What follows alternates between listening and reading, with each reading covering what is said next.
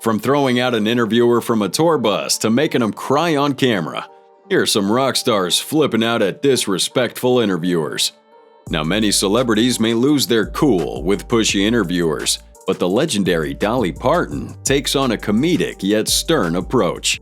Dolly, where I come from, would I have called you a hillbilly?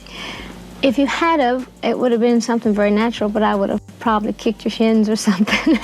Back in the early days, Dolly encountered a host who thought it'd be clever to take some jabs at her. The interviewer even had the audacity to hint at her having some cosmetic work done, clearly fishing for a reaction. Is it all you? Well, I can't show you here on television. I'll take your word for it. When the interviewer's tactics shifted to patronizing, Dolly maintained her cool and responded with her trademark class. You're very beautiful. You don't have to wear the blonde wigs. You don't have to wear the extreme clothes, right?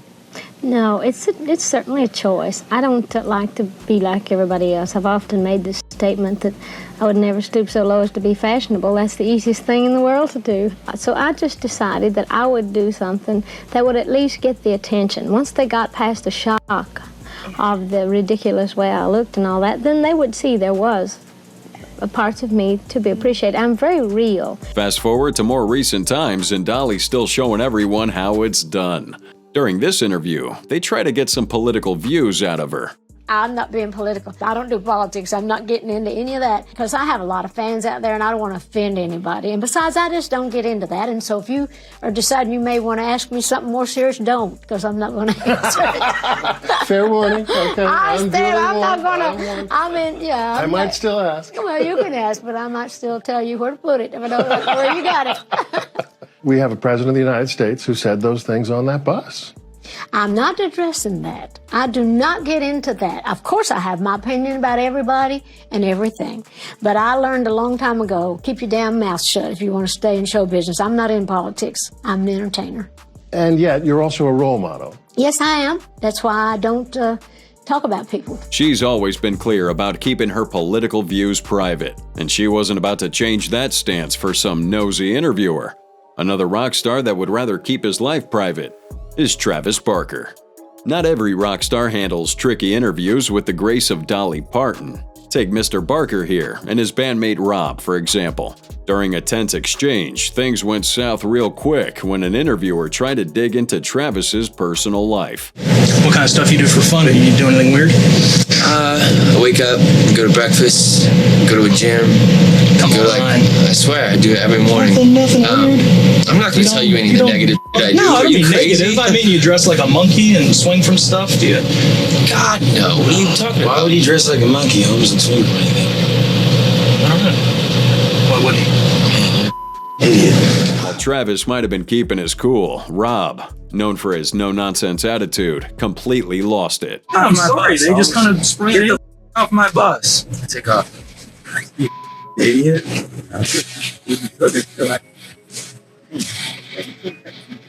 Actually, I got pictures. And now, speaking of rock stars who aren't afraid to speak their minds, let's turn our attention to Kiss frontman Gene Simmons. Gene, known for his larger-than-life persona and his often controversial public statements, found himself in this unexpectedly awkward situation during a 2011 interview on The Joy Behar Show with his then-fiancée Shannon Tweed. So Joy brings up Simmons' infamous reputation for infidelity, and the rock star couldn't resist cracking jokes about his sexual history. But you're not married, so you don't have to get a divorce. Isn't that good? You're not married No, either. that's right. You're not married. No. So it was a nice day today, didn't you think? Shannon, clearly not amused by her soon-to-be husband's cavalier attitude, started to visibly lose her cool. Simmons, either oblivious or just being his usual self, kept pushing his luck with more ill-timed quips. And finally, Shannon had enough. How's your back, Gene? My back is good. My schmeckle, not so much. That's very nice of you to joke about. It's a joke. Where are you going? What are you doing? Rude. She's so done rude. with you. It's so rude for you to joke about it. I was Really just funny. joking Okay, because thank you. she's a comedian. Here, these back on. It suits you. Thanks for the question. I'm sorry. You're blaming it on me? Don't put this on me. This is all yours. You did the entire setup. Please come back here. You know what? No, Gene then takes his frustrations out on Joy. Make you feel a little more comfortable. So it's possible that she's done with you, Jane. How do you feel about it? Well, I hope not. You hope not. Please come back. Shannon, you want to come back? I don't really. She doesn't. She's mad. She's mad. I'm tired. Good setup, Joyce. Don't blame me for this. Now, speaking of families going off against each other, let's switch gears to LaToya Jackson.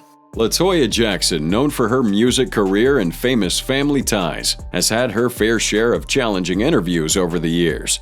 But this one exchange on The Roy Martin Show really stands out as a moment when she decided enough was enough. I mean, have you been with him? Is that the problem? You've been with him and you're afraid that that's going to come out? Do you make these accusations? Is that your fear? Do you make these accusations? I'm asking you. That's not an accusation. I'm asking you a question because you're acting as if you have a chip on your shoulder, and there's no reason for you to act that way. In a moment of frustration, she calls out Martin for what she perceived as disrespectful and intrusive questioning. Taking matters into her own hands, which she did next, left Martin and the audience stunned. People like you will let this go on, and it's very, very wrong. Who's talking to you in the background? I refuse to sit here and listen to you talk this way. I think it's wrong of you. Who's talking to you in the background? So I have nothing else to say to you whatsoever.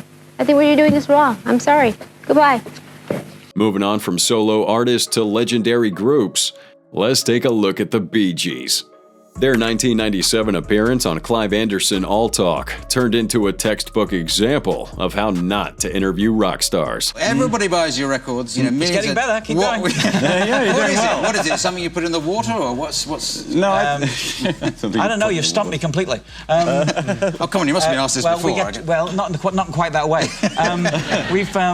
We get together. We put our heads together. We try to find the same headspace, and that's how it works. Yeah. And that's, I think, any team What's that writes... headspace? What's that? You can't tell you. Yeah. You've been in America too long. Okay. Right off the bat, Anderson takes aim at the group's iconic falsetto, setting a tone that was more roast than interview. We were born in the Isle of Man, and we started in Manchester at the Gaumont Cinema, and we called ourselves the Rattlesnakes. Yes. And that didn't work too well. No. So we called ourselves... What was that? Why the Rattlesnakes? Was that Why not? any particular reason? Why not? Was that a boast or what? It's a skiffle. You were probably just slow worms in those days. But Anderson keeps the sarcasm rolling, and you could see the band's patience wearing thin. But you had one very, very good single on your own there, Saved by the Bell. That was a good one. Do you feel, I don't need those other two, I can knock out something like that? There was a lot of ego problems at the time, and I can't even remember we why. had one at the same time called Don't Forget to Remember, which was I've forgotten that one. But The final straw came when Anderson referred to the group as Les Tossers, in a moment that's gone down in rock interview infamy. Ari and his brothers left Anderson and the audience in stunned silence. We're getting on like a storm, aren't we, Clive? Yes. In fact, I might just leave. Yeah. Oh, I've never had anyone walk out before, but... we are a tosser, pal. So anyway, everybody. This is a setup. Oh, well, I guess I better join them.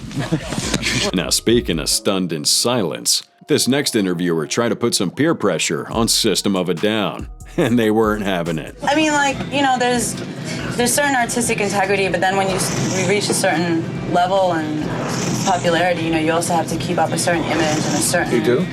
Since when? If you depend on perception to direct what you're gonna do, then you're gonna be perceiving yourself through other people's eyes rather than through your own. But they weren't the only rock band to not play into rage baits. During a Fox interview, the host tried to stir up drama between Motley Crue and Poison, knowing full well about the ongoing beef between Nikki Sixx and Bret Michaels. Who rocked harder in the 80s, Motley Crue or Poison? Who? Thanks for joining us. What an Oh, gotta bleep that one. But Nix ain't the only rock star to not play into media sensationalism tactics. And now we take a look at a very popular heavy metal band, Slipknot, and how they handle a disrespectful reporter. Who would win in a fight, you or Ronald McDonald? You know, man, I don't know what to talk to you about, to be honest. You don't think we have anything in common? I'm pretty sure we don't have anything in common. The interviewer tried to double down and save the interaction, but the impression was already made, and Slipknot didn't let it go. Well, I'm a heavy metal rocker. Are you? Yeah. If there was a heavy metal song about me, what would it be called? What's that? Jack would be my song. Let me have a couple lyrics. You're a jackass. These guys aren't the only rock band to give the interviewer a taste of his own medicine. John Frusciante, the Red Hot Chili Peppers guitarist, faced a really intense interview during the peak of his heroin addiction.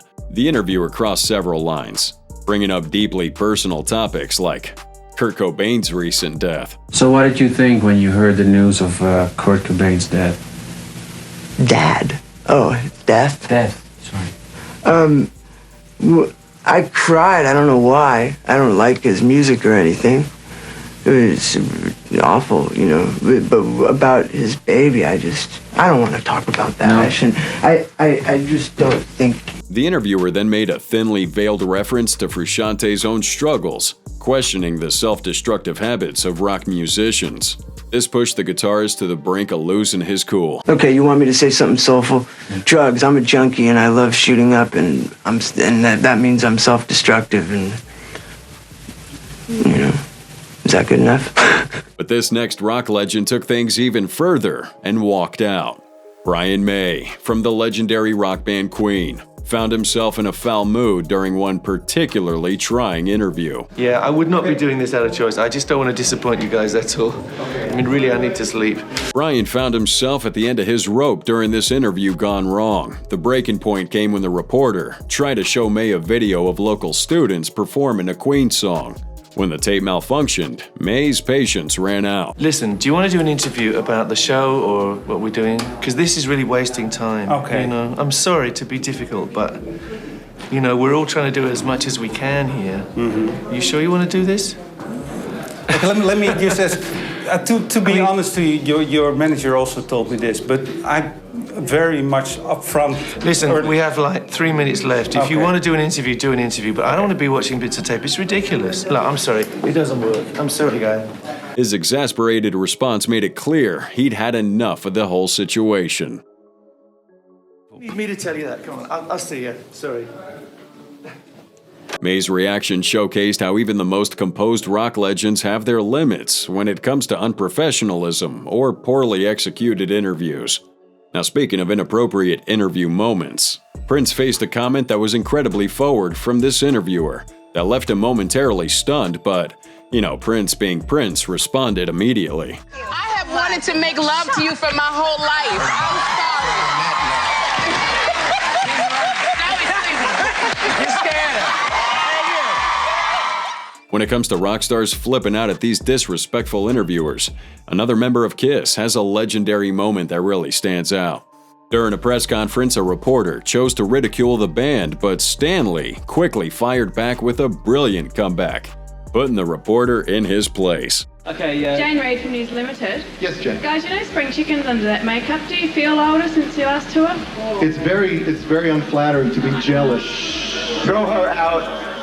I'm sure you would look much more refreshed if you tried some makeup too.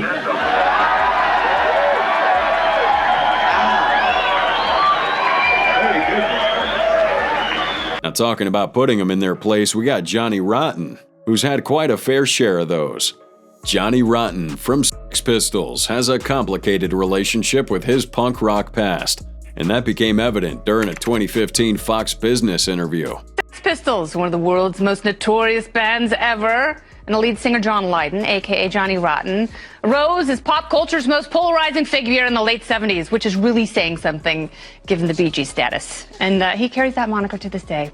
The singer has just published another memoir, Anger is an Energy, My Life Uncensored, opening up about all the details of his sordid life and past, and hopefully... His face says it all, but Rotten didn't hold back in verbally expressing his frustration. And secondly, there's two bands that I've been in, and you've missed the most important, which is Public Image Limited. I know, but so people mostly know you for the Sex Pistols, though. Well, they will if you just carry on ignoring the most poignant parts. I'm glad that was such an important part of your life. And I'm here to remind you. That wasn't Rotten's only clash with interviewers. At an award ceremony, a reporter made a mistake of asking if he'd changed his mind about awards.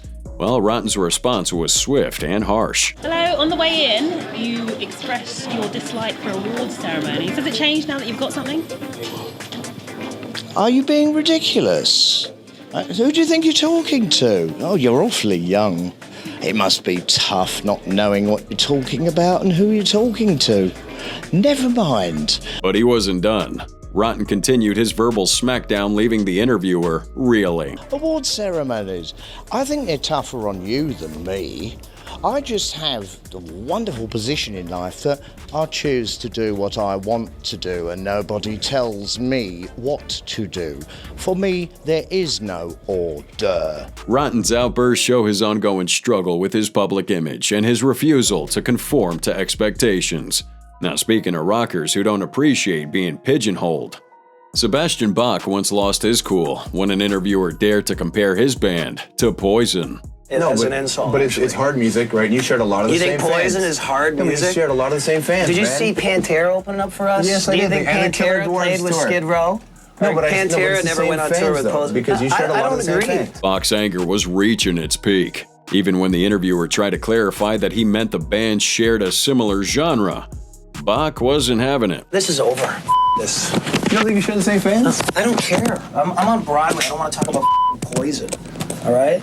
All right, man. That's cool. Bye. Thank you. Now, his outburst was fueled by musical comparison, but sometimes it's personal questions that really set artists off. Case in point, Chris Martin of Coldplay found himself losing his cool when a reporter crossed that line. Congratulations, Chris. Get the fuck out of here, man. Have some fucking respect. Jesus. Have some respect. Have some respect. What are you doing? Hey, Chris, thanks for the video. You give it back to him or this door's getting broken. Give the camera back to him. You Listen, man, you gotta have some respect. What a you are. You're supposed to be a father. For context, the reporter congratulated Martin on becoming a father, after Martin's then wife, Gwyneth Paltrow, had recently suffered a miscarriage. While Martin's anger stemmed from a deeply personal issue. Sometimes artists get hounded for their public personas. Like David Bowie, known for his chameleon-like image, once had to shut down this interviewer who was overly fixated on his sexuality. He and she's you've loved in your time, haven't you? So I've read. Well, I've only heard too, but it was you've been asked the question whether you're bisexual or not. Too many times. Yes, and you've never quite answered it. Oh, I have. I said I was bisexual, that's enough. Despite Bowie's clear discomfort, the interviewer persisted.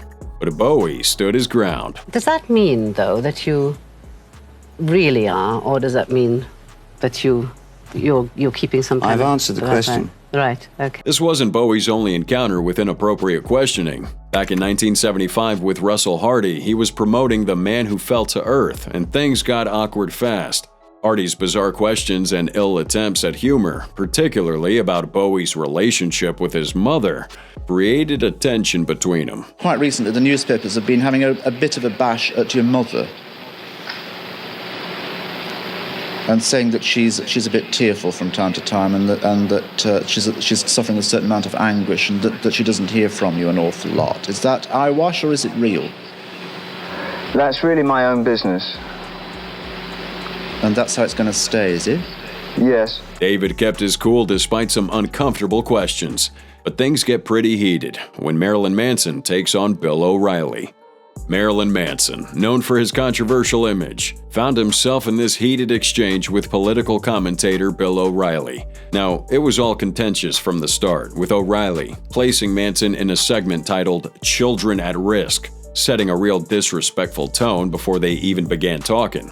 Throughout this thing, the two would clash on various topics. However, when O'Reilly accused Manson of corrupting children, the shock rocker responded with an unexpectedly eloquent and thought-provoking answer. Anything can be misinterpreted. People can look at Christ on a cross and think, this is an image of murder, this is violent, this has sexual imagery in it.